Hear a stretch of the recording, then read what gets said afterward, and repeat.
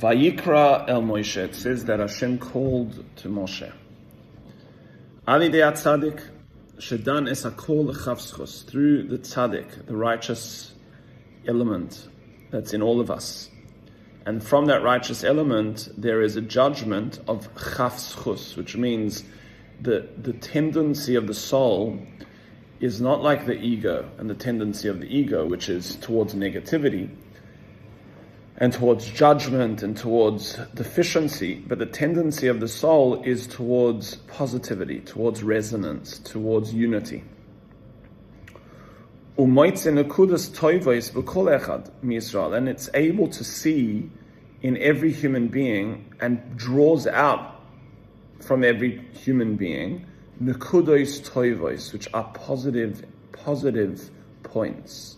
As you know, the classic example of you hold up a piece of paper and there's a black dot on the piece of paper and you say to the person, what do you see? The person's going to say to you, I see a black dot.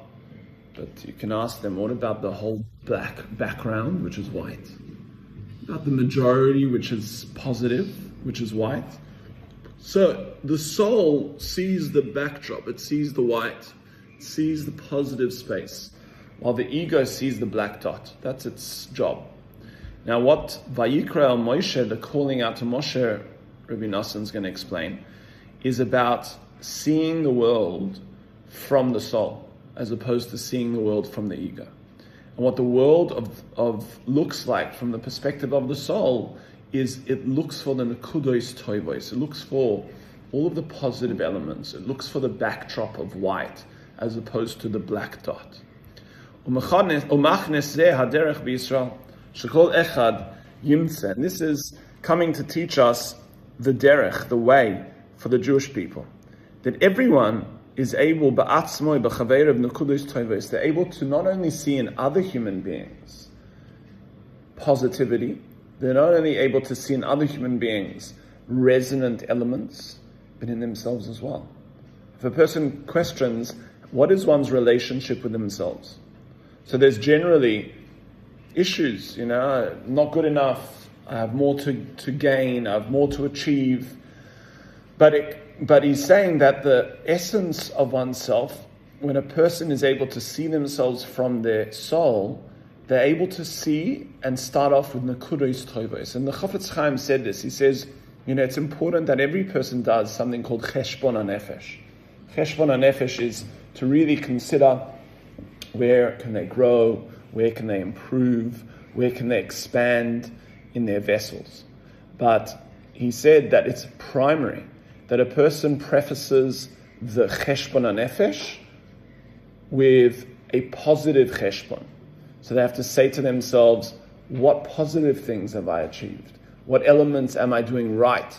What is going well in my life? And in that space, then they're able to look at where are there aspects in myself that I can improve. And that's, I think the 5-1 rule, that, you have to give 5 when you're engaging with a relationship. Let's say if it's your kids, especially if it's your spouse, you have to have 5 positive engagements to every 1 potentially admonishing behavior or element in that relationship. So if you have a child, that child, done something erroneous and you want to tell them off, you better be careful that you've had 5 surrounding nestled positive experiences for every 1 negative space. And that's the backdrop that we're seeing. Now, what he says is unbelievable. He says, sometimes we think to ourselves, gosh, the only way for myself to shift is if I talk to myself negatively. And the only way to change someone else is if I can actually speak to them negatively. How can I influence another person? Only if I admonish them negatively. He says, no. He says, when you see another person's nukuda toiva, when you see another person, you say, well, I see you. I connect to your positive side. I can see your neshama. I can see your energy. That is able to then draw the person into a state of positivity. And what's fascinating is that, many people sometimes suffer from hurt, or they suffer from pain, or they suffer from a relationship that has gone sour.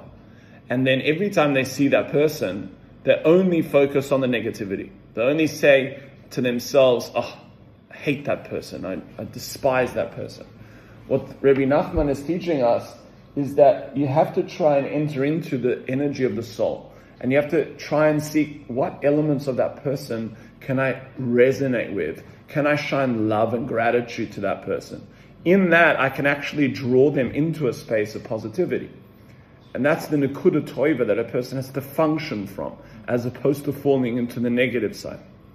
Shakol Zehu Meleches HaMishkan. And this, he says, was all found in the process of the establishment of the Mishkan, this tabernacle.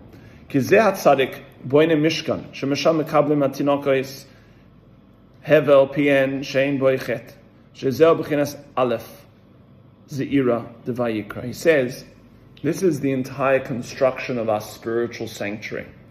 Our spiritual sanctuary is premised on the Alef, this little letter in the word Vayikra of God calling out to the Jewish people. And that calling out to the Jewish people was in the Mishkan, from this tabernacle. Now this tabernacle, which was this hub, this central spiritual area, which was almost like a spiritual modem. Now the signal is represented by the word Vayikra. And what he's saying is, if you want to get the spiritual signal, it's premised on the Alef. The Alef, you look in the Torah of Vayikra, is small. And he writes, this represents the simplicity and the purity of the inner child. The simplicity and the purity of the inner child. The simplicity where there's no broigus. You know, the older you get, then you have machlokes. There's no machlokes, for a baby. It's not like the baby has machlokes. It doesn't understand machlokes. It just functions. It just, smiles at whatever it is. Of course it needs its milk and whatever, it needs a change or it needs to go to sleep, but it just functions in a simple space. And that Vayikra, that Alef, is the fundamental signal conduit. And if you lose that Alef becomes too big, then it becomes a jamming mechanism for the spiritual signal. As he says, K'mavuar ba'Torah, azamra b'makom ayin sham, v'limud zechus hazeh hu b'chines im yesh alav malach melitz echad mini Alef lahagid la'adam yashroi. Dahainu afilu im ayin moitzayin boy ki im zechus echad mini Alef, v'afilu im yesh boisa mitzvah v'zechus atzmai rubai psoides. He says, even if you have 1 in 1,000, one positive element in 1,000 negative elements.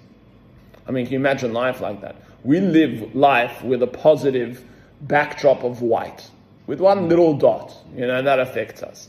He says, imagine if the backdrop is black and you have just one white little mark somewhere on the paper. He says you need to be able to focus on that light and draw in the light as if it almost overwhelms the darkness of that page. And he says, same too, when it comes to the performance of a mitzvah. Sometimes a mitzvah is performed where a person isn't present or they have completely ulterior motives. And I once asked Rav Shila, the Rosh Hashiva, the late Rosh Hashiva of Or Sameach, I asked him, can you perform a mitzvah lishma, which means for the right reasons, for the sake of heaven? Can you do that for the sake of heaven, ultimately 100% with altruism? And he says, no, it's impossible. He says, lishma is a ratio. He says, can you up the ratio? Can you, in your mitzvah performance, can you infuse some element of, I'm doing this just for Hashem? One moment where I say to myself, you know what? I'm just going to find one element that I'm doing this, not for any ulterior motives. I'm just doing this for you, Hashem. And that's what he's saying when it comes to the performance of mitzvahs, that a person needs to find that positive line where they're able to do it in that way. Vein boy ki im eiz nekuda toiv echad ma'elef bois is chus atzmai. Afilu im bois malach atzmai. Tisha ma'ois tishim. V'tisha chalokim nechoiva ve'echad is chus. Nitzogam ken. He says, even if a mitzvah, and this is how Hashem looks at a mitzvah, and we can look at ourselves in the same way, and for sure we can look at other people in the same way. He says, if 99.9% of a mitzvah was done with ulterior motives, but that 0.01% of the mitzvah was done with positivity, Hashem will draw in that schus and will protect us. So imagine all the more so when it comes to our perception of self, and when it comes to our perception of others, and when it comes to the perception of life. We are in the backdrop of 99.9% of positivity generally. There are a few little elements that upset a person and then they get overwhelmed. But the soul only sees the light. The soul is focused on that energy force. And that's where he says, Ve'ein boi ki im chelek echad me'elaf ve'zeh b'atzmai b'chines el Alef. And this is what the Alef represents. Zira, the Vayikra. Shikara Moshe achara kamas hamishkan. Ki mevo sham b'chavanas shalidei chet ha'egel. Nilkuchu me Moshe elef oiros. He says after the sin of the golden calf, don't think that Moshe was unaffected. You see, Moshe comes down after these unbelievable lights that were given to him. You can see in the illumination of his face. And what happened, it says, was after the sin. It says that 1,000 lights were taken away from Moshe. Now, not sure what 1,000 lights means that it was taken away from Moshe, but you can imagine it wasn't geschmack. It didn't feel great. It didn't feel that, you'd want to enter into that space with a sense of positivity. But what he says here is that despite the lights being taken away, V'zeu soid elef zira de Vayikra, b'Shabbos choyzer mekabla masoid tosefes Shabbos. He was able to nevertheless function from the Alef. He was able to allow himself not to enter into the judgment mode, but he was able to say, Gevaldik. I was speaking to Levi the other day. On Shabbos, you're saying you were trying to learn and trying to learn and trying to learn for 2 hours. Nothing was coming in. Nothing was making sense. Maybe more than 2 hours. But still, the light was able to be there. You were able to find the small Alef. You were able to say, Geschmack, I'm still here. I'm still in this environment. I'm still able to take maybe one little spark of light. And that's the soul speaking. The ego speaking is, 2 hours, maybe more, I've been spending here, can't get anything. Oh my gosh, how bad is my life? How bad is my circumstances? What a waste of time. No, that's the ego. That's the ego speaking. The soul comes on and says, Alef, the small Alef, finds light. It lowers itself. It makes itself smaller. Now, if you think about it, if you're standing in the middle, in the way of a light that's illuminating, you create a shadow. The smaller that you make yourself, the more light is able to penetrate into yourself. And this is what this little Alef represents. Making oneself smaller. Smaller doesn't mean that I feel meek. It means that I'm less judgmental of my circumstances. That I'm able to then find the nekudos tovos. I'm able to find the positive resonant spaces in my relationships, in myself, in my world around me. So he says, now on Shabbos, when a person draws in a Tosefes Shabbos, they draw in an added element of Shabbos, which means they bring in Shabbos earlier, they take Shabbos out later. He says that you are able to draw back in a space of these crowns that were removed.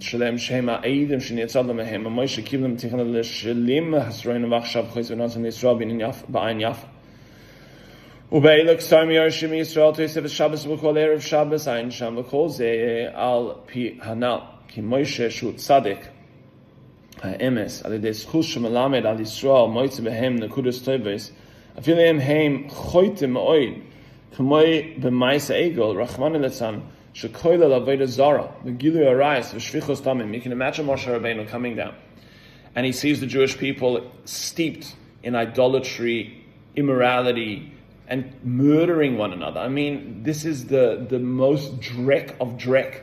Imagine seeing that. Imagine how upset you would be. Again, you look at your own kids, you look at your own spouse, or whatever your circumstances are, and you think, oh, Moshe was able to still look at the Jewish people and still say, I see you. Still say, I find you. And not only that, he ended up giving them the gifts of the crowns, the spiritual crowns. You're still able to hold them. And the fact that he also had that contrast. So it wasn't like he was just chilling with them and noticing. Like, he came from the highest possible level that a human being can get to. Like, literally and like physically. He was like spent 40 days and 40 nights literally just with Hashem. Like, completely out of this world, and then he comes down. So like that contrast between. It's like, but I think that contrast is exactly what it is. When a person is functioning from their soul, it's much, much easier, because all the soul sees is positivity. Anytime a person, many people look at the laws of, you have to judge your friend favorably. Is that talking about just being mistaken? Like, you look at someone doing something really wrong, and you say, no. They're doing something right. It's kosher. Everything's fine. That's just called being ignorant. So the laws don't apply in that way. Meaning, if you have a suffix, you have a doubt that how can I judge this circumstance, and there's no premise to really base it on, then you have an obligation to go to the positive side.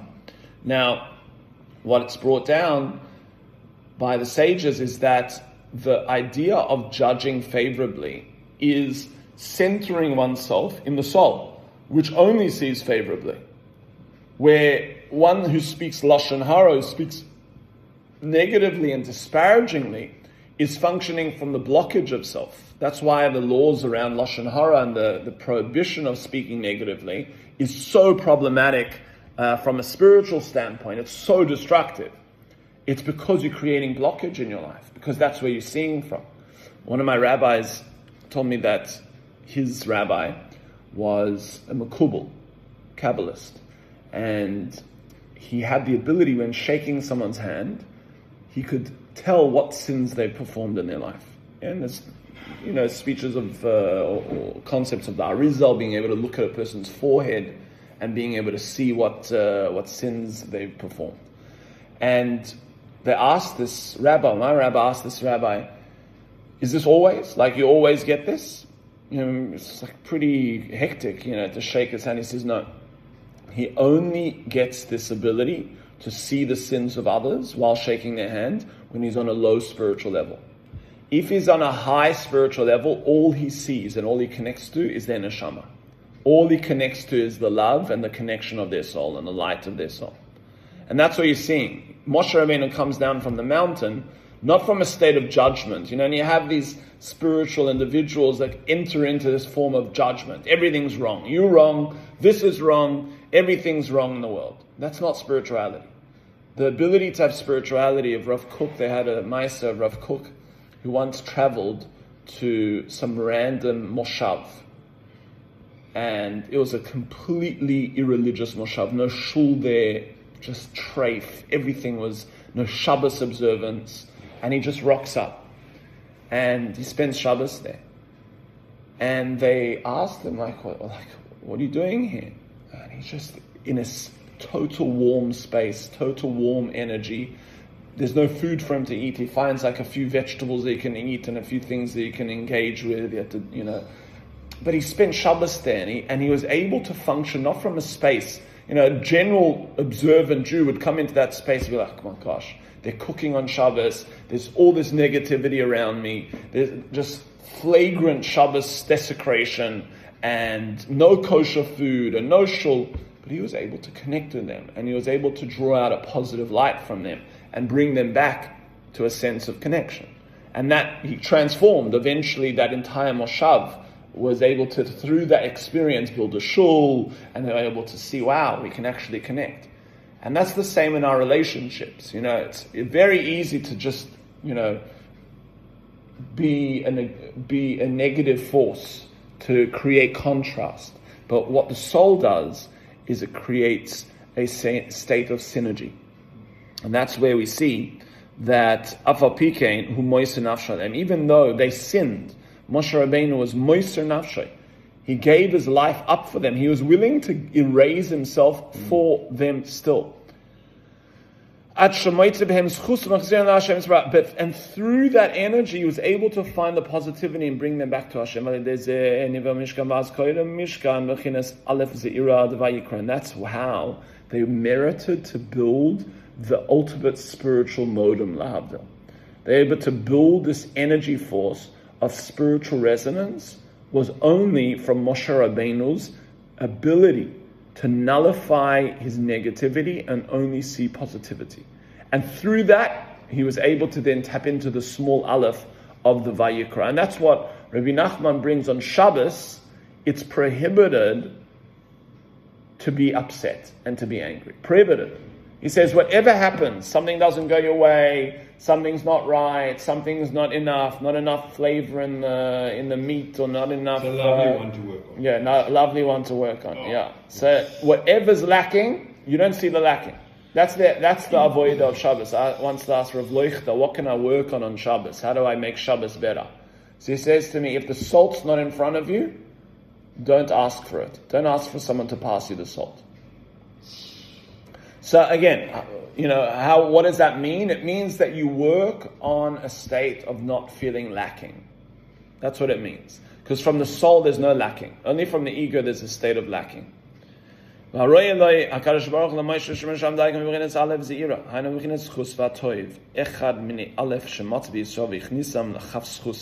Sham daike hu koiro isem mishkan gize ik beginnen se melachas mishkan hanal. Wir haben bei melachas in falas so ist shu beginnen melachas ha mishkan ikar nimshach me Shabbos ki kedusha melachas mishkan nimshach me Shabbos. And he says that the mishkan is analogous to Shabbos. That's where it got its energy. That's why you're not allowed to break Shabbos to build the mishkan, because the ultimate energy force is Shabbos. This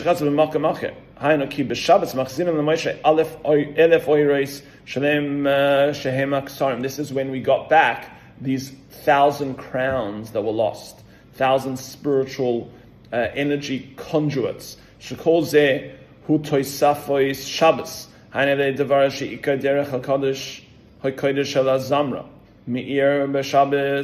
He says the ability to sing, which is another piece that Rabbi Nachman speaks about.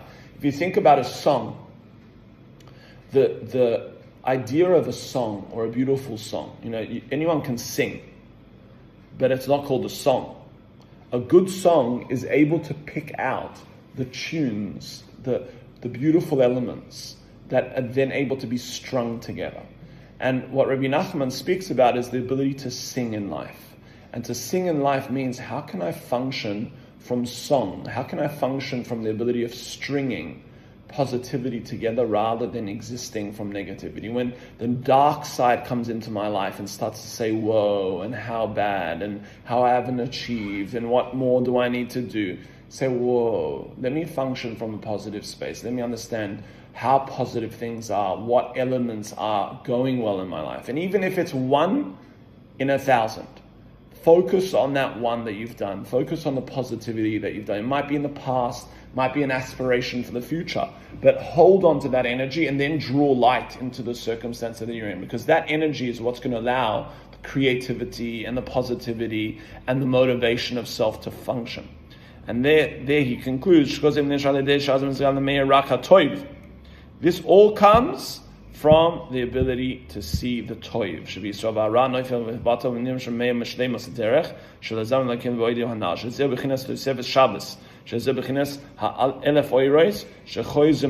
That's why there's a mitzvah to add to Shabbos. Because what a person needs to do in this space is they have to add. It's not a given. You have to actually come in and say, 1 second.